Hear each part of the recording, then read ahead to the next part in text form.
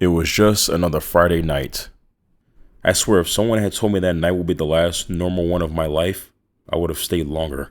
It was just supposed to be drinks. Nothing dramatic, nothing heavy.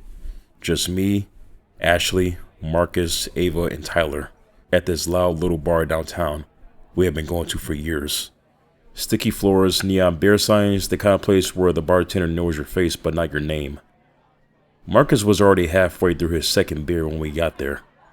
Tyler was arguing with the jukebox like it personally offended him or some shit. Ashley had her arm wrapped around me, laughing at something Ava had just said. Ava was telling a story about some guy at her job who tried to microwave fish in the break room and almost started a riot.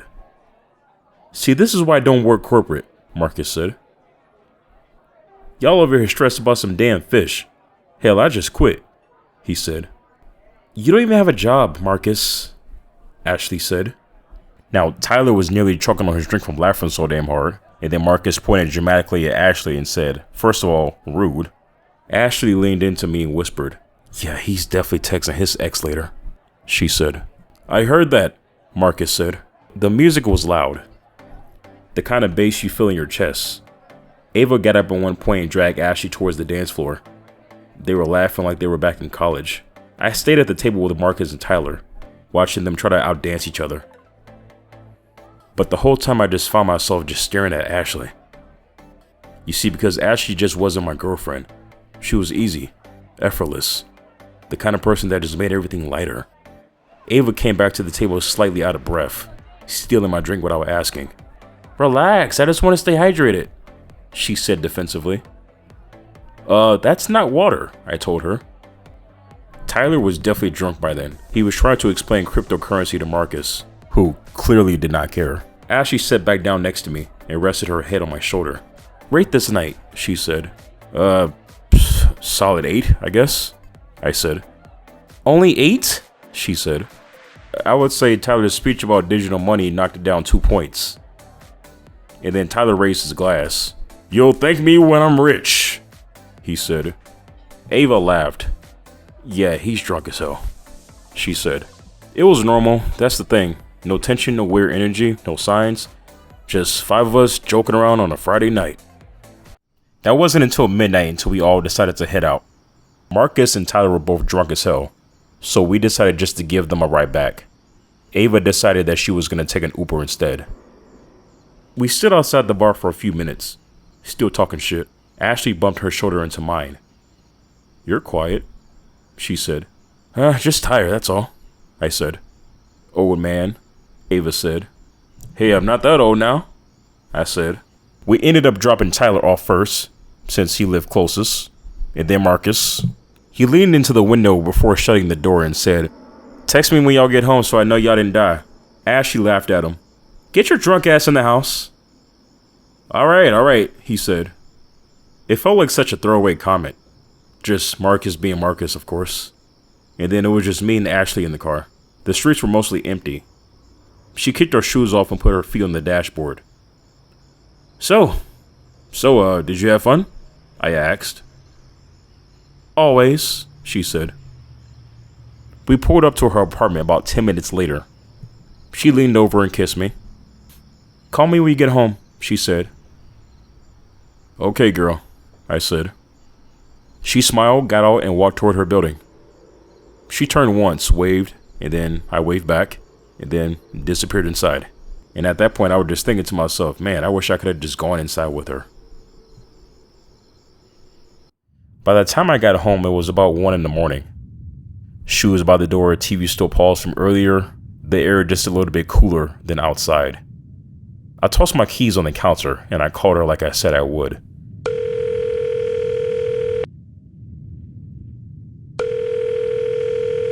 She answered on the second ring. "Hello?" she said. "Hey, you," I said. "It's about time you called me," she said. "Well, yeah, I said I was going to call you as soon as I got home," I said. "Did you miss me?" she said. "Yeah, of course I did," I said. I could hear her moving around her room. Drawers opening, closet door sliding, the soft thud of something hitting the bed. "Did you change yet?" I asked. "Relax, I just took my makeup off," she laughed and said. Well, hurry up and change, because I'm trying to see something, I said in a joking way. Oh, you're so annoying, she said. We stayed like that for a while. No rush, no tension, just talking and playing around. She told me her feet was hurting from dancing. I told her Marcus was probably texting his ex like she predicted. She laughed and said, I told you. I laid back on my couch and I stared at the ceiling. Tonight was really fun, she said, softer now. Yeah, I said. I like it when it's just easy. That's what she always called us, easy. We talked about random stuff after that. Her sister's birthday coming up, Tyler's crypto obsession, whether we should plan a trip somewhere this summer. Nothing too crazy. And then I was telling her a story about some stupid stuff that happened at work when she interrupted the conversation because there was a knock at her door. And that's when I actually heard the knocks. It was about 3 knocks. That's weird. Who the hell's knocking? She said. I took a small glance at the time on my stove. 1:18 a.m. Who the hell could that be? I told her. I don't know. It's late, she said. And then there was another knock. Much louder. A little bit more aggressive this time. She let out a small sigh. Probably somebody on the wrong floor or something, she said. Do you want me to stay on the phone? I said. No, it's cool. I'll call you back, she said. And that's when the call ended. I felt a bit uneasy. It was 1 o'clock in the morning, 1:18 to be exact. Who the hell would be knocking at her door this time in the night? I try not to think too much of it. Maybe I'll just wait for her to call back, but I don't know. I just found myself just staring at the phone for a few seconds before I went to chillax on my bed. Then 5 minutes came, then 10 minutes came, and still there was no call back. So I texted her. Hey, are you okay? Is everything good? I waited for a few seconds, and then a few minutes passed, and still no response. I told myself maybe I was just overthinking it. Told myself that maybe she'll call back in a minute. But she didn't. I don't know why I didn't drive back over there. But at the time, it didn't feel like anything. It just felt like a normal interruption. So, eventually, I went to sleep. I woke up late. For a split second, I didn't remember the call. And then I saw my phone on the nightstand. No missed calls, no texts, nothing. I was feeling mixed emotions. Annoyed, but also worried. And that's when it came back. The knock, her voice, the silence, the way the call ended just abruptly. I grabbed my phone and I called her immediately. It rang 3 times and then a voicemail. Hey, it's Ashley. Leave a message. Her voice sounded normal, just like anything else. Alive. So I left a voicemail. Hey, call me when you wake up, I said casually. Then I hung up. And then I told myself maybe she was just sleeping in. She did that sometimes on weekends. Later on, I showered, got dressed for work, checked my phone twice while brushing my teeth, and still nothing. On the drive to work, I called again. This time I didn't leave a message. I just stared at the phone for a second longer than I should have. It wasn't panic just yet. It was just off-putting. Like when a room feels colder than it should. Work was loud that day. Too loud. Every vibration in my pocket made my heart jump. Every time it wasn't her, I felt slightly annoyed for even expecting it. And by noon, I called her 6 times. Everything went to voicemail. So I texted her. Hey, is everything okay? Where are you? Some time passed and still there was no response. I scrolled up through our messages from the night before. Memes, jokes, her telling me that I danced like a dad at a wedding. Everything just seemed so normal. So why wasn't she picking up? I was thinking to myself. I sat in my car and I called again. Voicemail, voicemail, voicemail. Just over and over. That's when panic was starting to kick in. So I decided to text Ava. Have you heard from Ashley today? I asked her.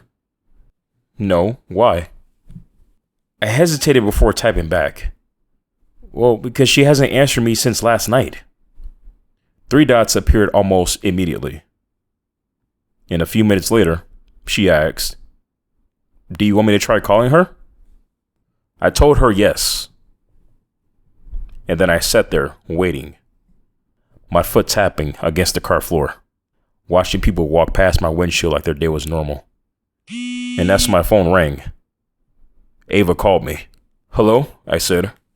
She's not picking up, she said. Her voice sounded confused, not alarmed.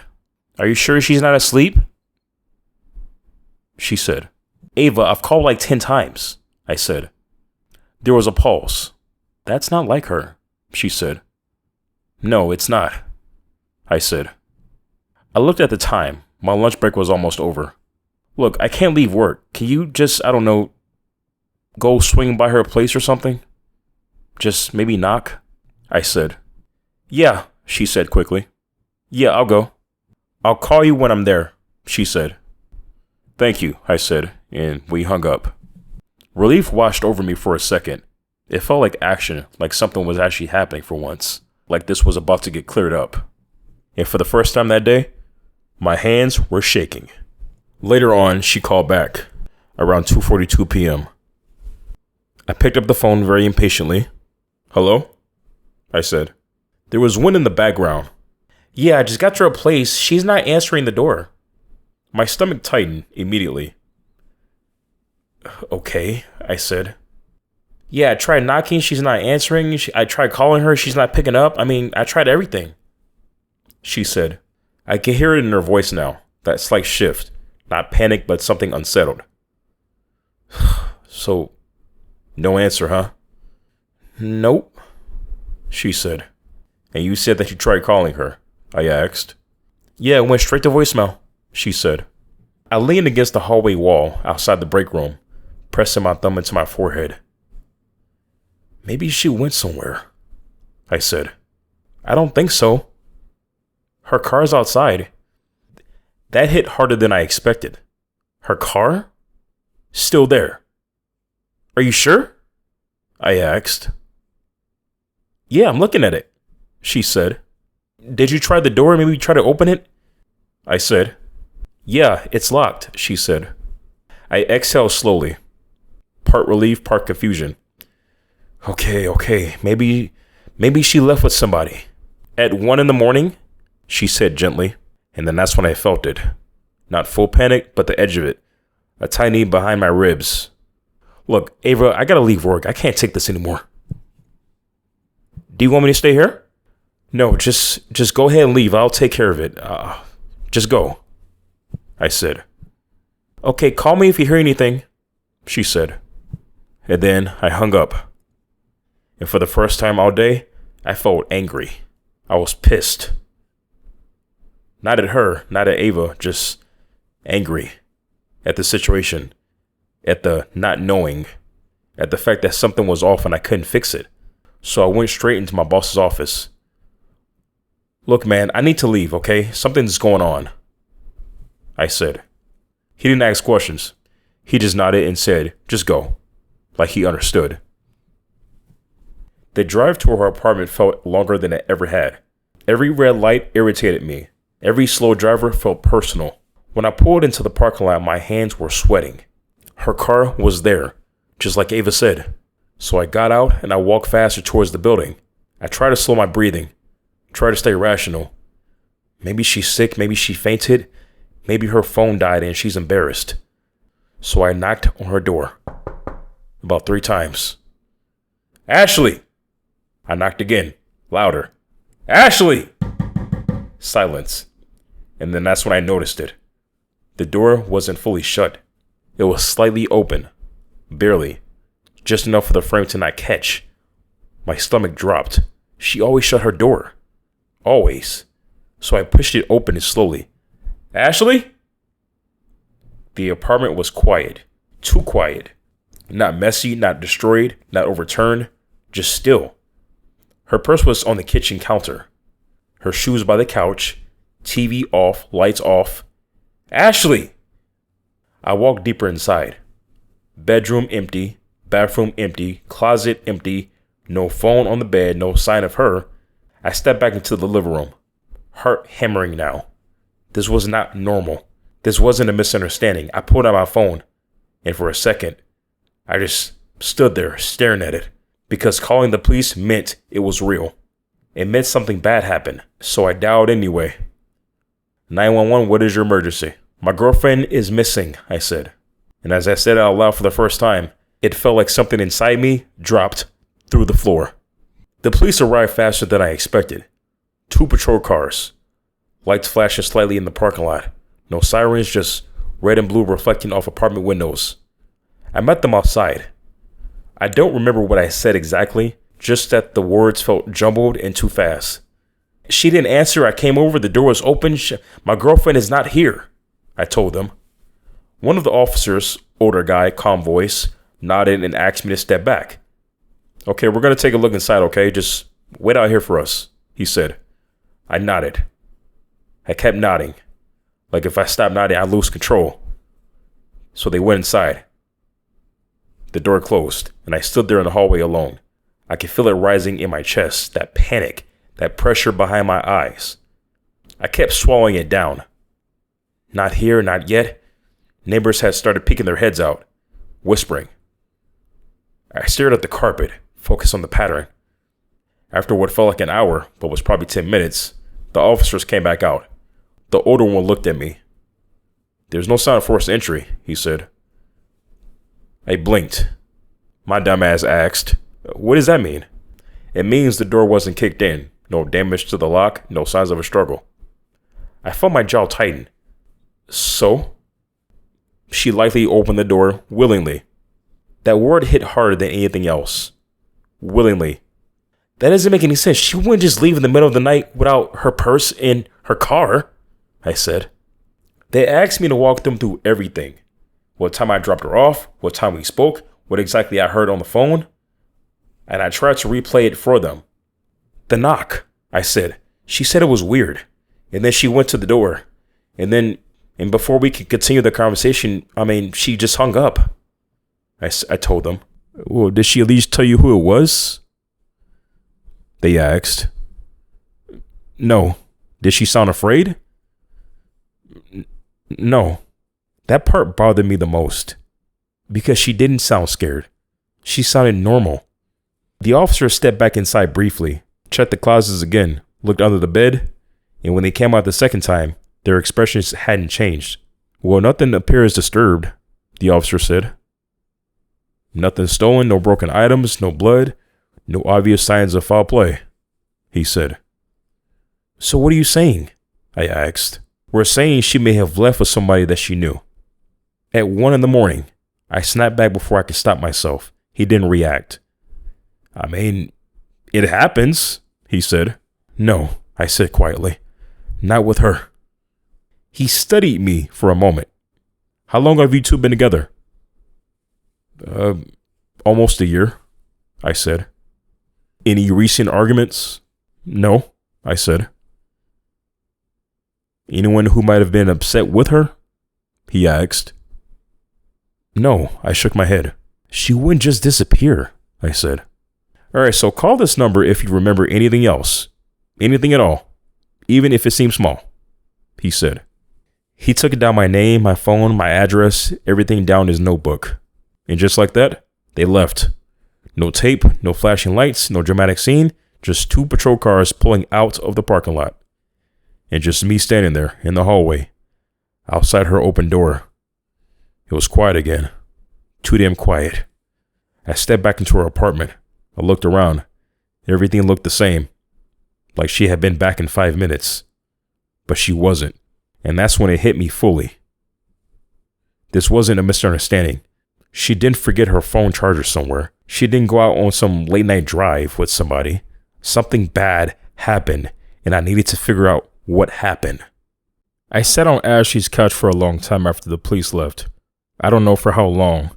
The apartment felt wrong with just me in it. Like I was trespassing.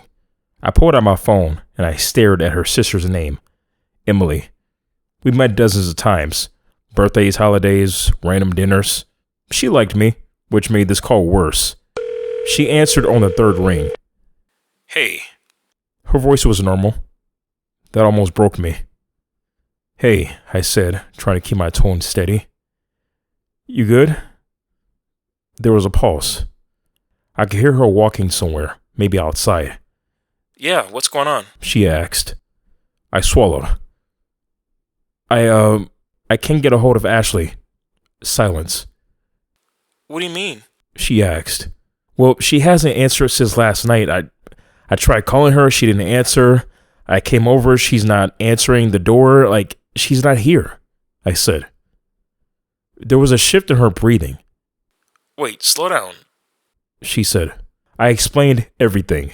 The phone call, the knock, the line cutting this morning, the voicemails, me coming over, the police. She didn't interrupt much. Wait, so you said the door was open? She asked. Yeah, slightly, I said. And her car's outside? Yeah. And her purse? It's on the counter, I said. That's when her voice changed. Yeah, that's not like her. No, it's not, I said quietly. It was the second time I heard that since all day. When was the last time you seen her? Last night around 1, when I dropped her off. And everything was just fine? She sounded normal? She asked. Yeah, I said. Okay, let's not freak out just yet. I almost laughed at that. I'm trying not to, I said. I'll call some of her friends. I'll check hospitals. Maybe she's with somebody and didn't think, she said. At 1 a.m, I asked before I could stop myself. Emily didn't answer that. Instead, she asked, Did you guys have an argument recently? Did you guys fight at all? She asked. No, I said. I felt the frustration rising again. She wouldn't just disappear like that, I said. I know, she said softly. We stayed on the phone a few minutes longer, making small plans, trying to sound rational, trying to keep each other steady. When we hung up, the apartment felt even quieter, because now it wasn't just me thinking something was wrong. Now her family knew, and that made it real. A couple of days later, I got the call from Detective Alexander. Hey, we'd like you to come down to the station just to go over some details.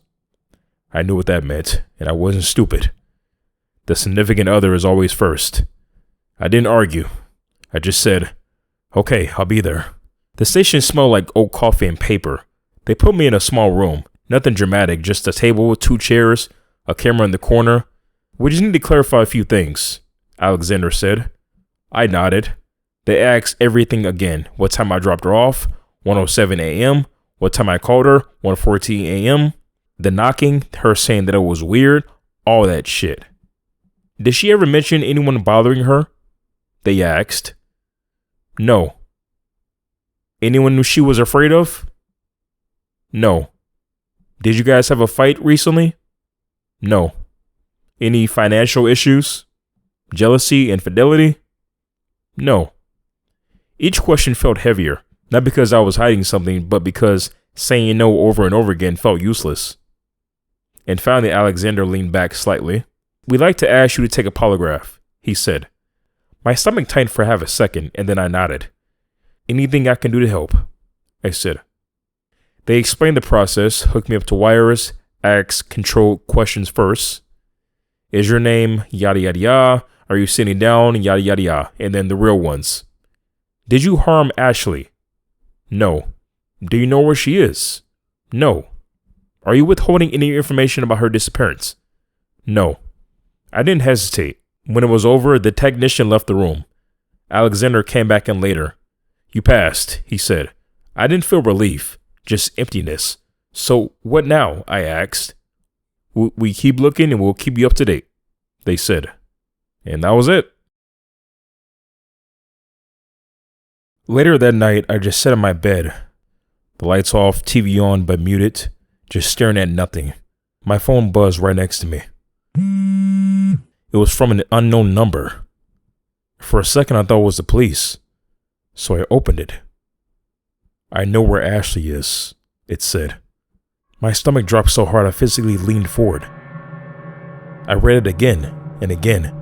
My fingers hovered over the screen. I typed, "Who is this?" 3 dots appeared, and then disappeared, and then appeared again. My heart was pounding so loud I could hear it in my chest. Another message came through. She shouldn't have opened the door. Everything in me went cold. That line, the door, the knock, my hand started shaking. I typed back, "What did you do to her?" No response. 30 seconds later. You were on the phone, weren't you? I felt like I couldn't breathe. That wasn't public information. The police knew, Emily knew, Ava knew, Marcus knew, but it wasn't online. I didn't tell that to anybody else. Who is this? I called the number immediately. It rang once and then went straight to voicemail. Generic automated voice. The number wasn't saved. I stood up without realizing it. My chest felt tight. Another buzz. It read, "She trusted the wrong person." My eyes burned. I didn't know if it was anger or fear. "Tell me where she is." The reply came slower this time, like whoever it was thinking. You were so calm when the call ended. I froze. That was personal, like they were watching me. I looked toward my apartment door and then towards my windows. Everything suddenly felt exposed. "Stop playing games and tell me where she is," I replied back. No response. 5 minutes passed. 10, nothing. I called the number again. Blocked. I screenshotted the message, and I immediately called it Detective Alexander. He answered. I tried to keep my voice steady.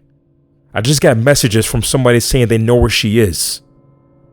There was silence on his end. "Forward them to me," he said.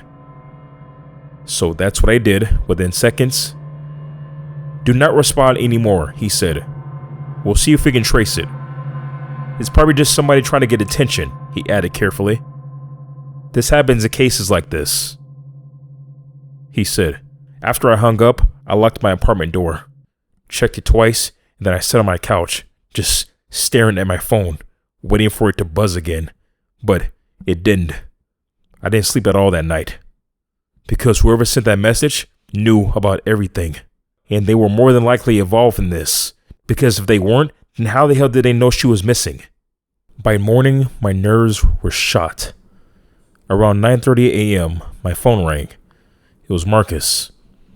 I hesitated before answering. "Hello?" I said. Tyler was on the call as well. It was a three-way. There was no small talk, no "how you holding up," just tension. And Marcus spoke first. "So they brought me into the police station today."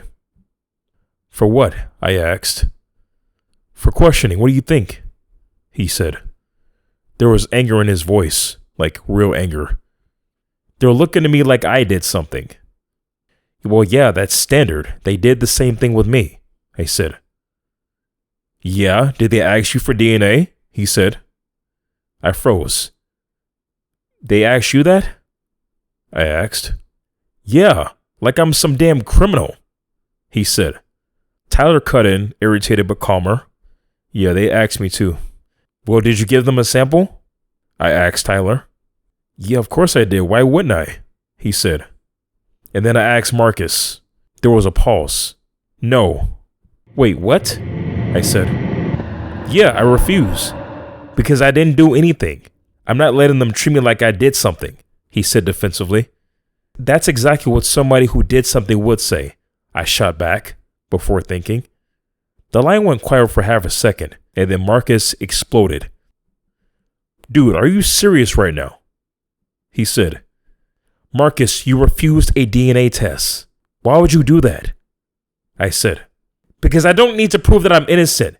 They don't have shit on me," he said. "That's the point," I snapped. "They don't have anything on anyone," I said. Tyler sighed heavily. "Okay, you guys need to chill out," he said. "No, fuck that, Tyler. He's implying something. He's implying that I did something," he said.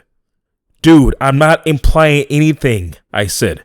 "But you're refusing a sample of that? Yeah, that makes you look bad." "Oh, yeah? Okay, what about you? You were the last one with her," he said. "I dropped her off," I snapped back. "And you didn't go back when the call ended," he said. That hit very hard, and Tyler cut in again. "Okay, could you two chill the fuck out?" he said. No. Do you know what I got last night?" I said suddenly. "What?" Marcus asked. "Text messages from an unknown number saying they know where Ashley is," I said.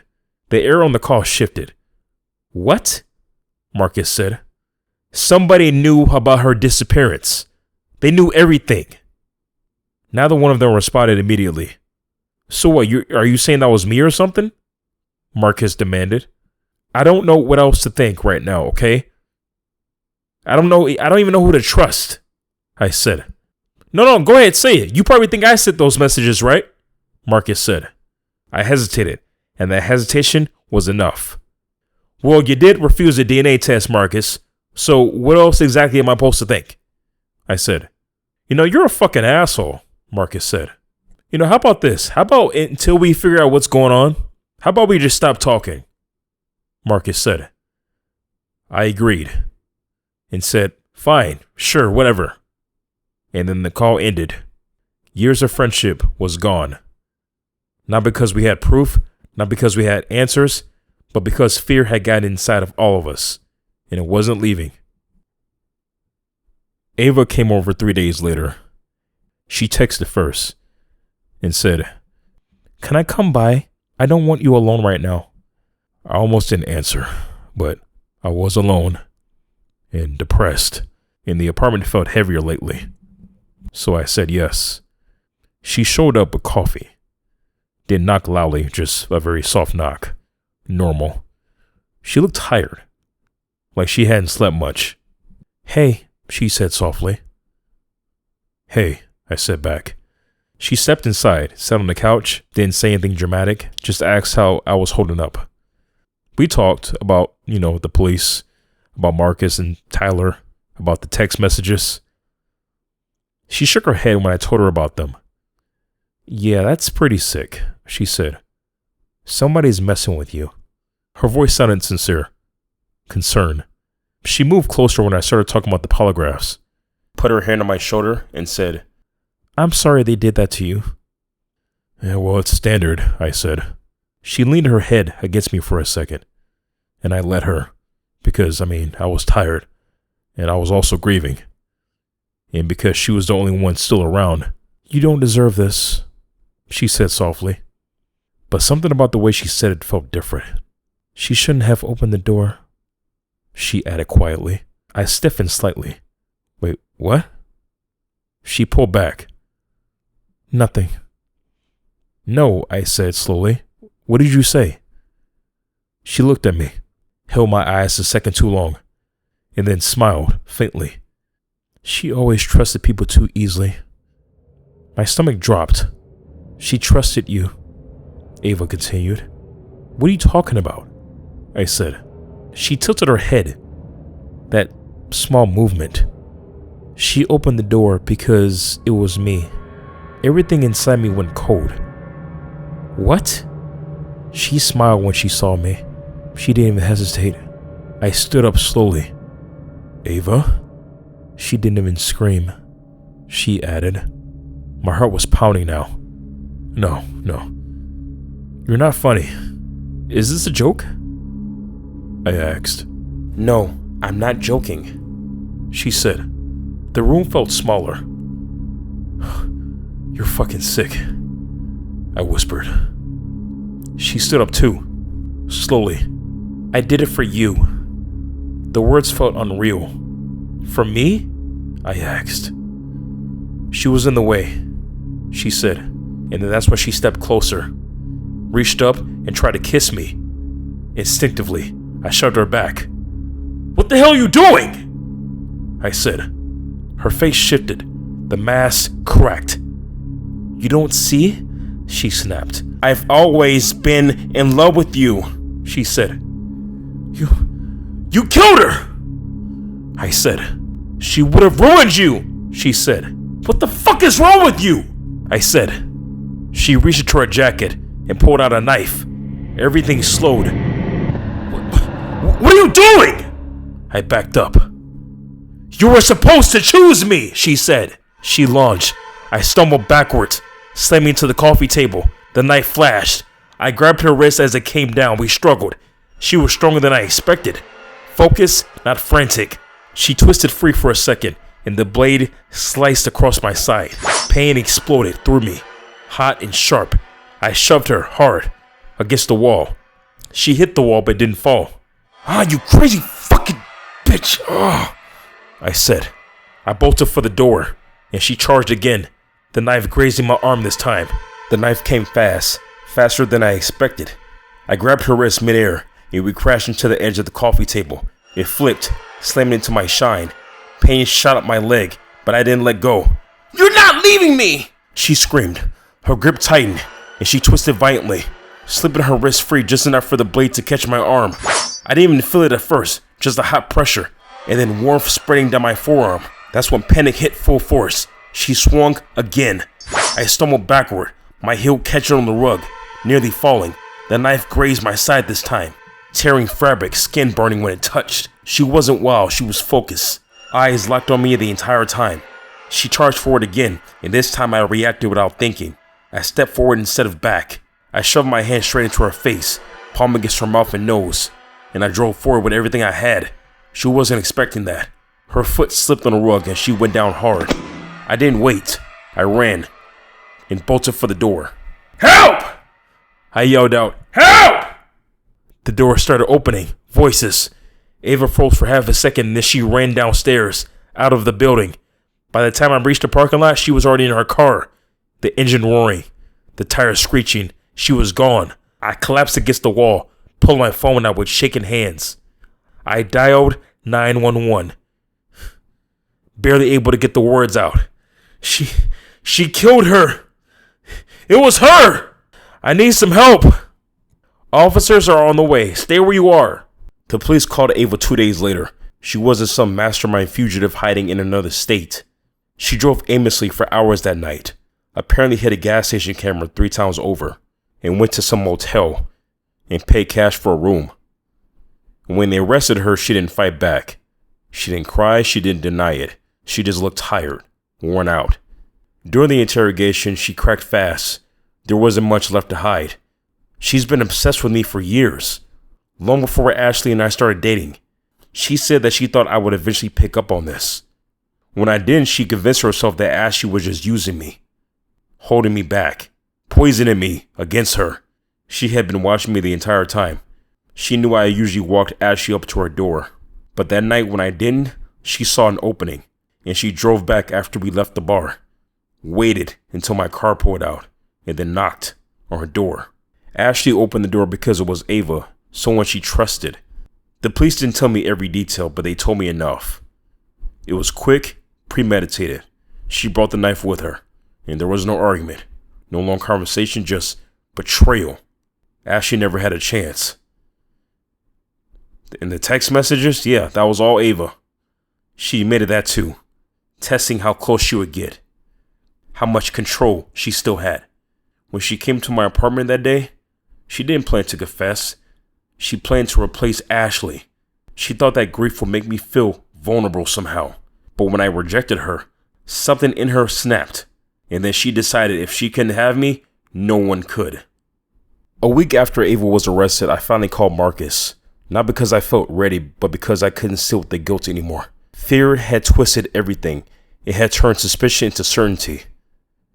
It had made me look at people I had known for years like strangers, and I hated that I let it win. When he answered, there wasn't anger in his voice this time. Exhaustion.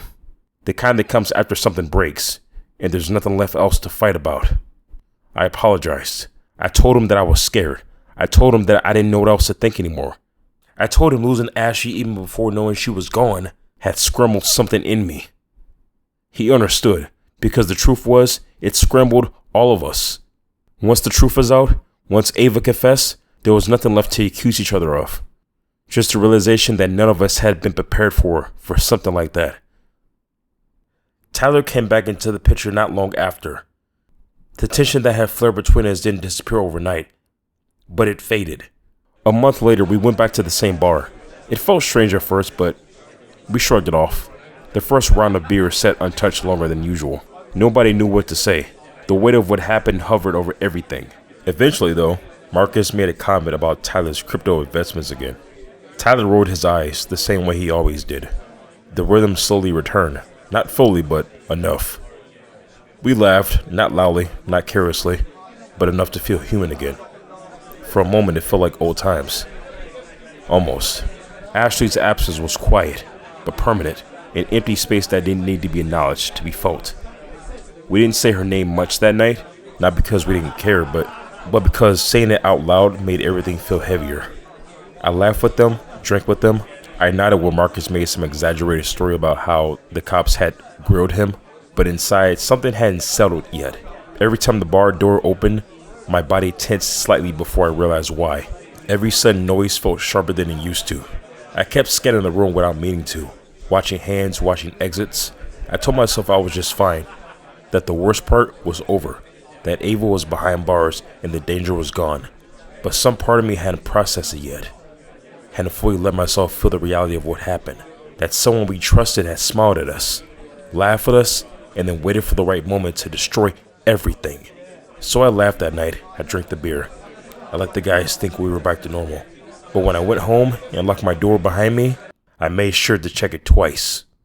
And even now, sometimes when I hear a knock late at night, I don't move, because I know how easily a familiar face can become the last thing you ever see.